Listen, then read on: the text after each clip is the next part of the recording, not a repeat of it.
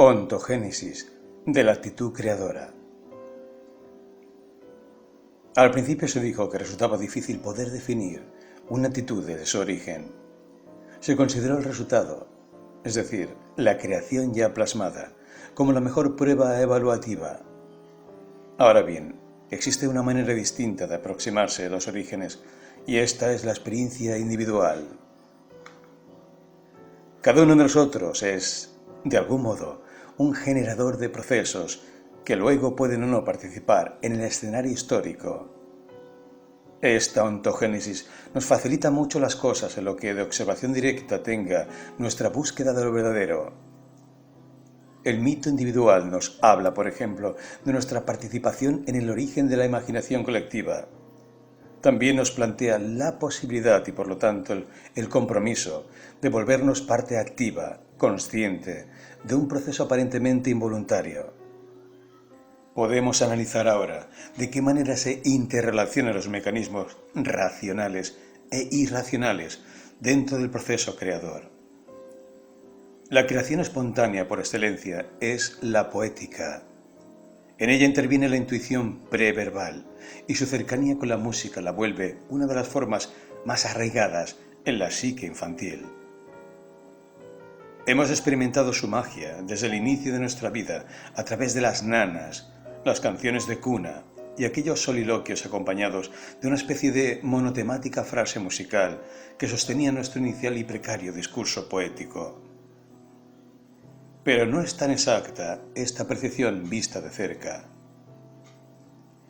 Si bien hubo movimientos como el de Breton, que pregonaba la escritura automática como reacción al exceso de racionalidad y acartonamiento imperantes, no fue esta forma de creación la que representara con mayor fidelidad la compleja red del proceso creativo. Hipertrofiando un aspecto en desmedro de otro, dejaba a este mutilado de racionalidad. ¿Qué implicaba esto? Un oscurecimiento del mensaje, una relación confusa con las motivaciones primordiales de la necesidad creadora. Motivación y mensaje son aspectos fundamentales que deben poder traslucirse en toda creación literaria o de cualquier otra naturaleza.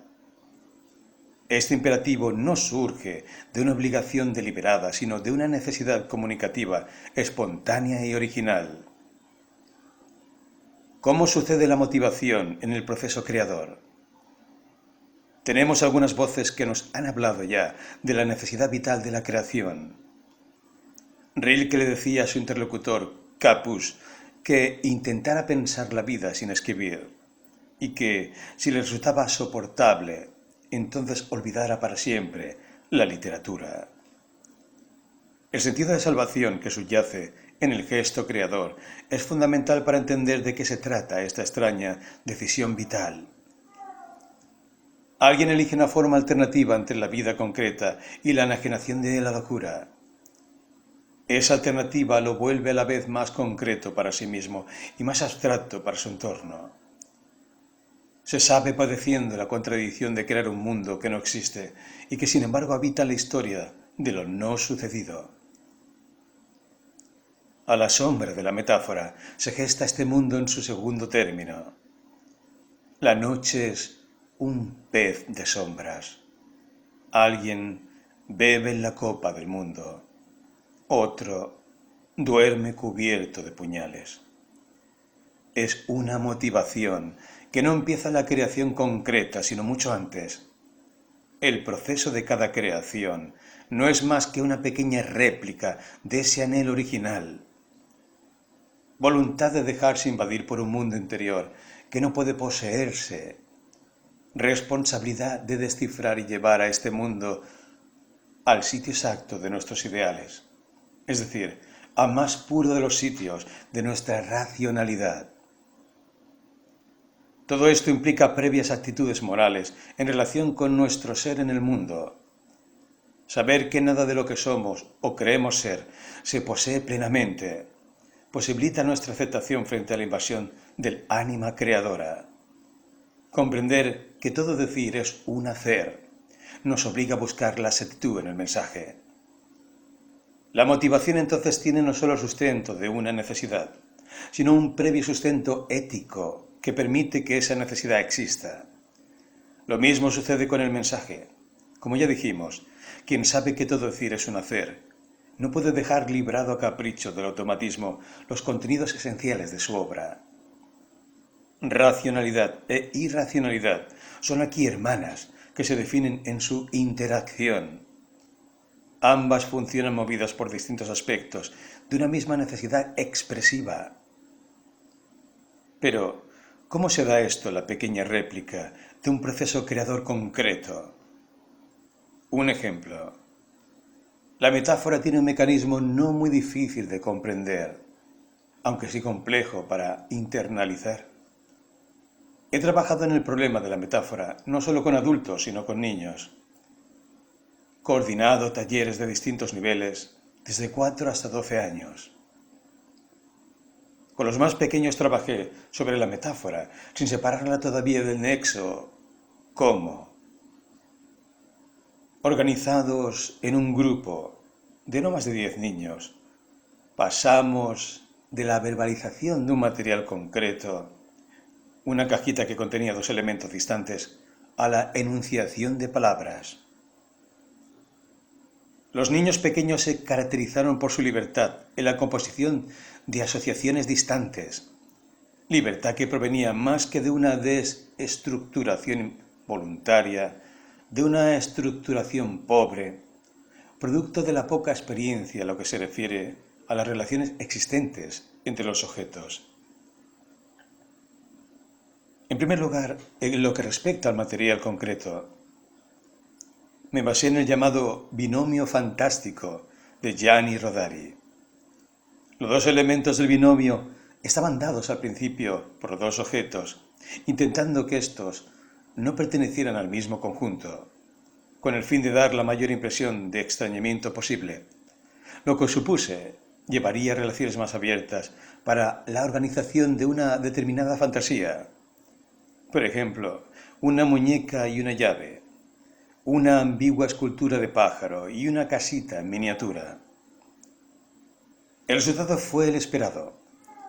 Los niños asociaron ambos elementos sin la dificultad que este ejercicio hubiera implicado para el adulto, cuya primera tendencia asociativa está relacionada con la internalización de un complejo y no siempre bien comprendido sistema de conjuntos, que lo lleva a unir elementos más por semejanza lógica que por intuición sensual. Los niños, por el contrario, se encontraron muy a gusto dentro de esta situación. Gracias a esto fue posible la creación colectiva de cuentos mediante el uso del lenguaje oral y con el recurso de un grabador. Leemos aquí un ejemplo de creación colectiva, basada en el binomio fantástico de Rodari. Los 2 elementos eran una pequeña llave y una muñeca. La edad del grupo oscilaba entre 4 y 5 años. Brillo de estrella.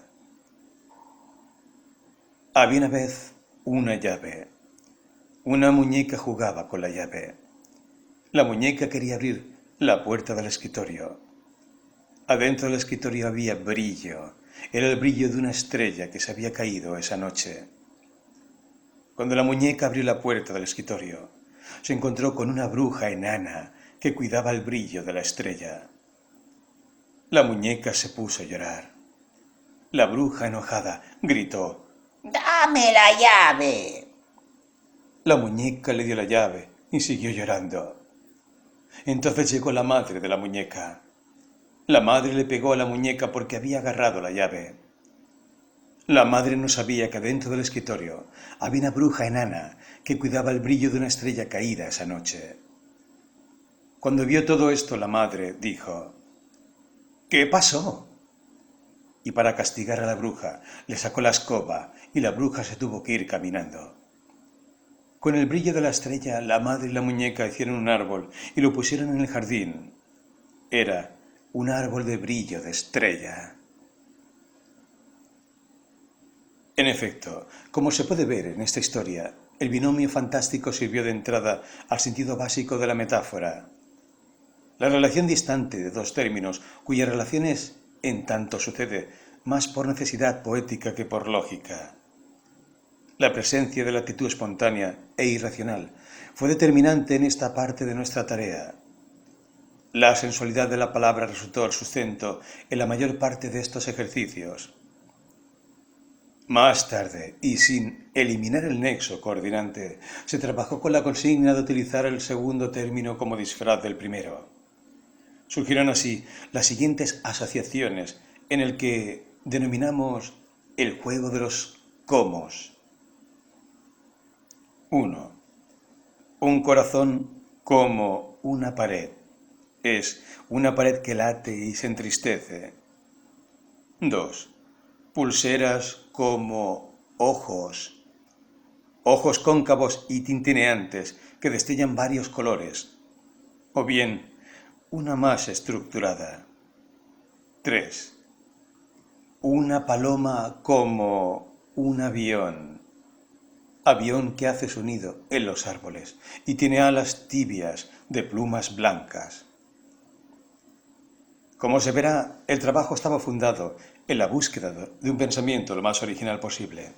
Esto es, cercano al origen primario de la palabra. Un origen en el que intervienen los sentidos y la intuición poética musical, pero, aun en estas tempranas asociaciones de palabras, existía un esfuerzo racional, ese que imperaba en la obligación de volver al primer término utilizando sus características para que pudiera funcionar con la lógica de una adivinanza. Esta interacción entre uno y otro mecanismo fue lo que intenté desarrollar a lo largo del taller. Veamos un ejemplo más complejo. Este es el trabajo que llevé individualmente con un niño de 12 años, con un registro poético poco común para su edad. El ejercicio fue semejante al anterior, solo que en este caso se trabajó exclusivamente con la palabra, y ambos términos no fueron sugeridos por mí, sino elegidos por él. El nexo coordinante se mantuvo en un principio con la finalidad de orientar la interacción de los mecanismos mencionados. Leemos entonces. La muerte como un castillo. La muerte es como un desierto oscuro. La muerte es una oscuridad que nunca será alumbrada. Entrar a un castillo oscuro es como entrar en la muerte. Un castillo es un miedo silencioso. Vemos aquí una relación ya verdaderamente poética entre ambos términos que en realidad no se mantienen como tales, sino que generan nuevas imágenes. Desierto oscuro, oscuridad que nunca será alumbrada, miedo silencioso. Aquí la intuición poética se ha concretado en ese difícil equilibrio que implica descifrar con la intuición inmediata la imagen automática hacia la búsqueda, también intuitiva, de un sentido superior, es decir, de un mensaje. Más adelante, a medida que se iba familiarizando con el instrumento, la coherencia aumentó. El odio es una herida de puñales. Un puñal es una herida vuelta contra sí misma. El sentido finalmente prevalece como el surgimiento de una forma pura en el caos de la materia. Pero el pasaje es gradual y se padece como se padece el desarrollo de un organismo cuyas funciones se nos vuelven cada vez más complejas a medida que las integramos a nuestra vida. No es un camino hacia la escritura, es un camino hacia la individuación a través de la escritura. El reconocimiento de lo racional y lo irracional interactuando en el proceso creador nos da la pauta de una actitud que es la base moral de toda creación posible. La libertad responsable de la que nos hablara Sartre. Esta lección de la libertad como una responsabilidad frente a nosotros y el mundo define nuestra actitud literaria. De eso se trata, en principio, la llamada nueva literatura infantil. Epílogo. El sueño es un recuerdo que quiere establecerse en el futuro. No perdamos la memoria de lo bello. Hemos mirado desde distintos ángulos una realidad que a medida que se nos volvía más nítida, también nos rehuía en su creciente complejidad. Esbozar ciertas hipótesis De eso se trata finalmente un ensayo. Nada que se diga se completa a sí mismo. Todo pensamiento es inconcluso por naturaleza. Lo multifacético de un tema, por más específico que resulte, es lo que lo vuelve inabordable en su totalidad. La línea divisoria, sin embargo, existe. La literatura infantil es opuesta a la literatura para niños. Desde el análisis de los cuentos tradicionales, desde la mirada crítica puesta en las leyendas populares, desde la ontogénesis de la creación, una misma realidad respira una y otra vez. Es la que nos dice que no hay deliberación posible que pueda dar vida a un producto legítimamente humano. ¿Eso es todo? No, hay mucho más.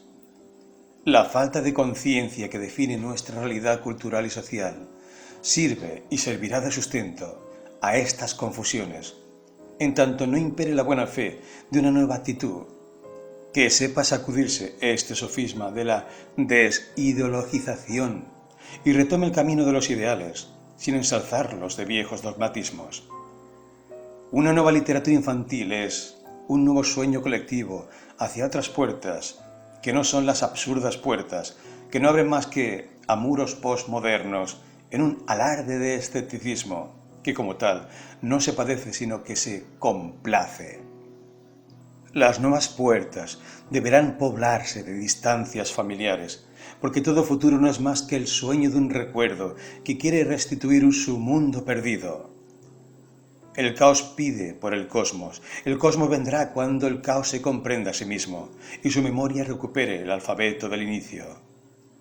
Si olvidamos los orígenes, olvidaremos el futuro.